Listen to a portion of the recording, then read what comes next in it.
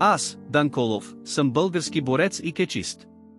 Роден съм на 27 декември 1892 година в село Сенник, Севлиево.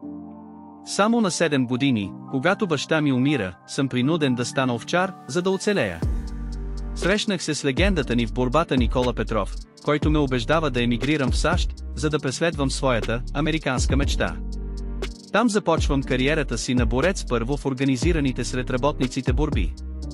В свирепи двубой успях да победя много от известни кечисти като Лоренс, Джак Ширей, наричан още човекът светкавица и много други. В САЩ колегите се впечатлиха от силата ми, защото ме видяха да обгъвам релси. Веднъж дори се сбих с мечка по време на лов. Спомням си, че се бих с нея с гори ръце повече от час. Следи от моите ръце остават по лапите и кратко, където я държа в жесток захват. На големия турнир по кетч в Париж побеждавам без страх всички свои опоненти, а на финала и Анри, човекът с 1000 хватки, световен и олимпийски шампион. Тази победа ми носи титлата европейски шампион и прякора балканският лъв. Покорих всички континенти, включително забележителни тибетски майстори като китаеца Уан Фу. Имам регистрирани само 3 загуби през цялата си кариера. Раздавам всичко до последната стотинка за благотворителност. Първият самолет на българските пощи е закупен от мен.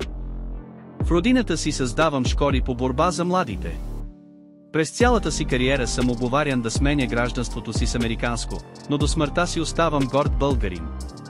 Чувствам се силен, защото съм българин. В последната половин година, болен вече от коварната болест, се изправям срещу много по-младия световен шампион Александър Перейра и до последно оставам човек на честа, успявам да го победя. Умирам в България през 1940 година от туберкулоза.